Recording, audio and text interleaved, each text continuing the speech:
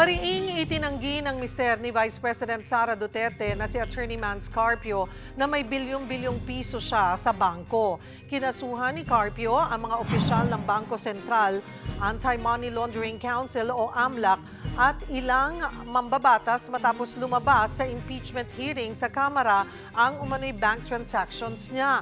Ayon sa abogado ni Carpio na si Attorney Peter Danao, illegal at hindi dapat isinapubliko ng AMLAC ang kahit anong bank records ni Carpio. Hindi naman daw kasi siya kasali sa impeachment proceedings. Hindi rin daw nila sasagutin ang kahit anong issue sa naturang mga transaksyon hanggat hindi na-verify ang laman ng mga ito.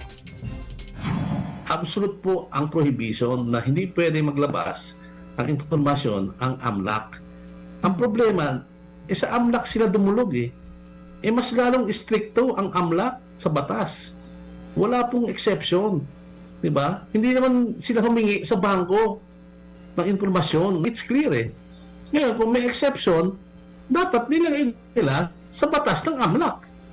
Kung babasahin mo yung buong batas ng AMLAC, wala naman doon yung exception na sinasabi ng impeachment.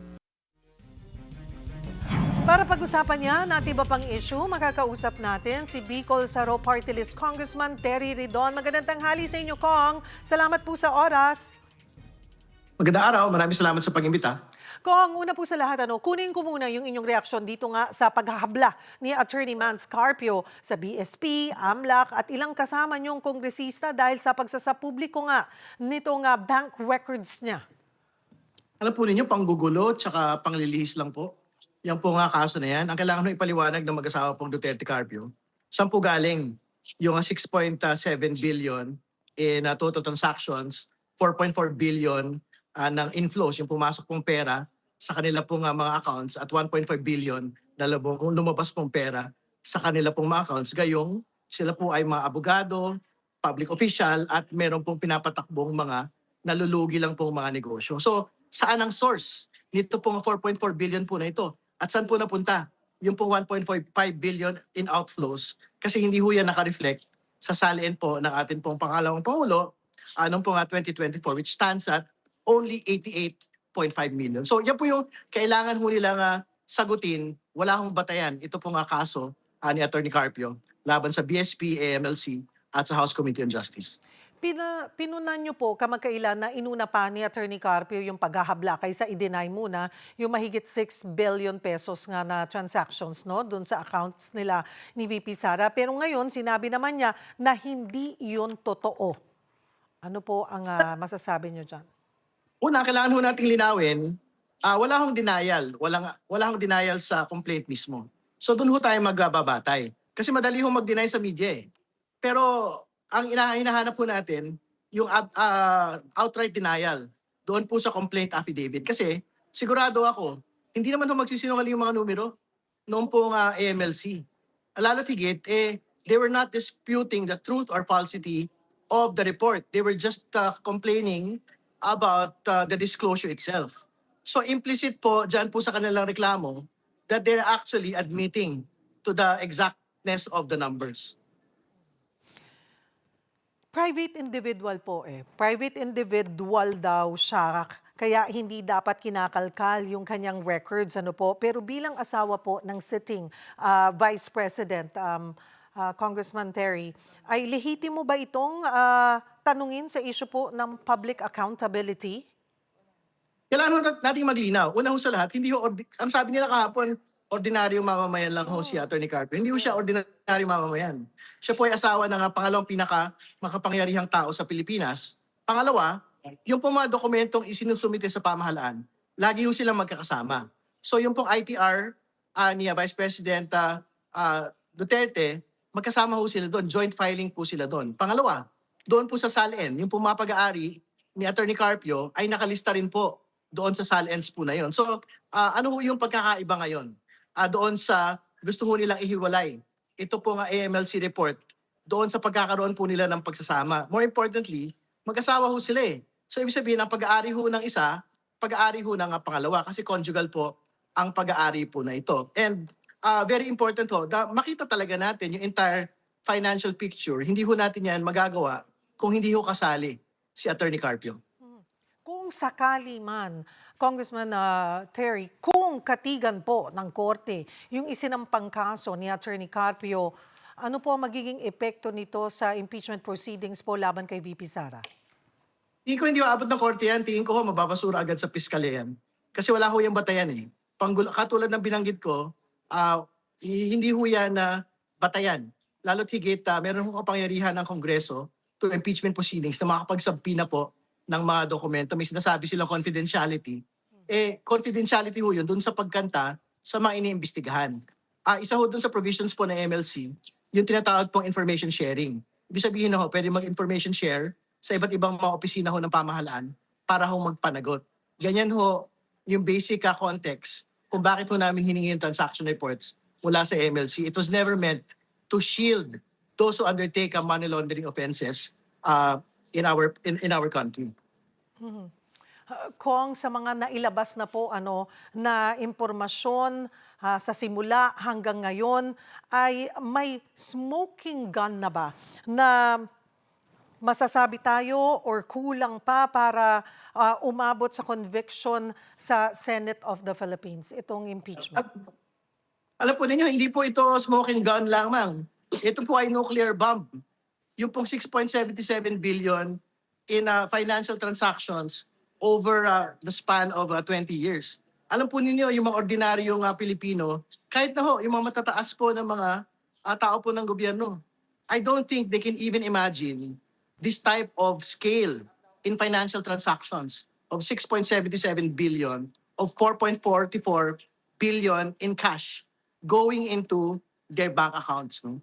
So tingin ko dyan po pa lang, completely established na po yung probable cause, completely established yung pong unexplained wealth rising to a level of betrayal of public trust. Tingin ko, makukumbinsi po yung mga miyembro ng Kongreso and hopefully, paglapag po sa Senado, on that particular point alone, dapat ho, meron po talaga aktual na pananagutan sa atin pong pangalawang Pangulo. Si sentro naman yung sa death threats, kung laban kay Pangulong Bongbong Marcos, ang hearing sa April 29. May mga pasabog din po bang aasahan kami?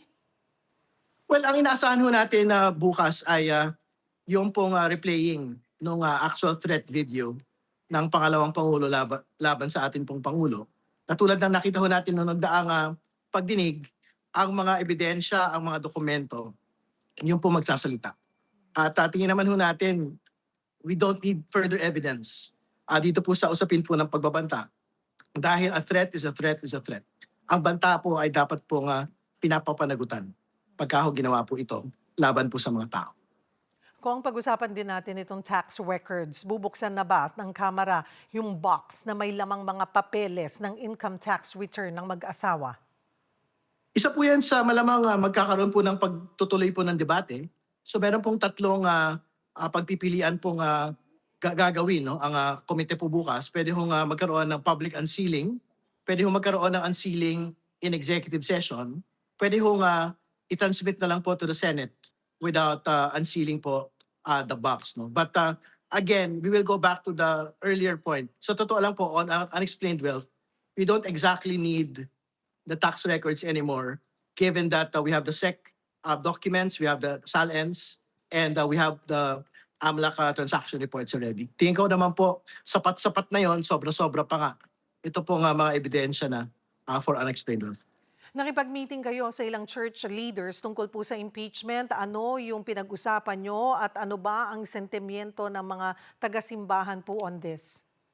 Ngayong umaga po, nagkaroon nga po ng pagpupulong no, sa mga church leaders patungkol particular doon po sa mga miyembro po ng Iglesia Filipina Independiente.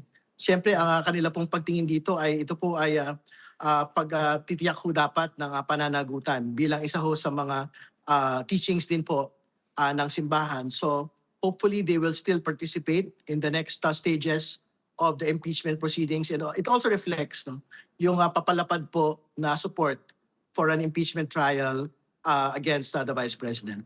Lipat po ako dito sa usapin ng flood control, Kong Terry. Ano yung reaksyon nyo na hindi na nga inabutan ng mga taga-DOJ po, si former Congressman Zaldico sa Czech Republic authorities?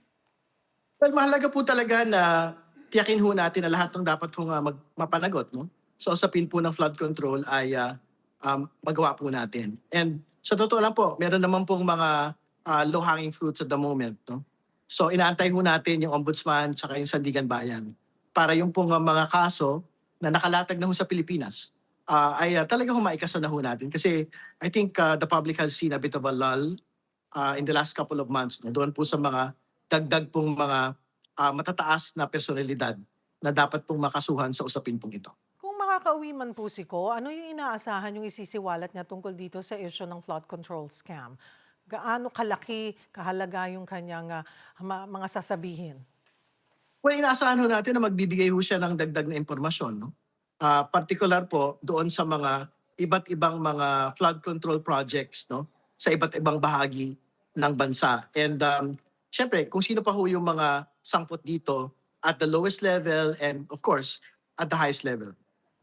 May precautionary hold departure order na laban kina former Speaker Martin Romualdez at former Senate President Cheese Escudero. Tingin niyo po ay bumibilis na yung usad ng investigasyon? Well, syempre, ang inaasahan ho natin, hindi lang po hold departure order. No? Yung pong ilalatag ng pong Ombudsman at Sandigan Bayan sa lahat po ng mga sangkot. So, inaantay ho natin yung pag-file po ng mga aktual na mga kaso. No? Dito po sa mga napangalanan po in previous Congress and Senate proceedings. Marami pong salamat, Bicol Saro Party List Congressman Terry Ridon.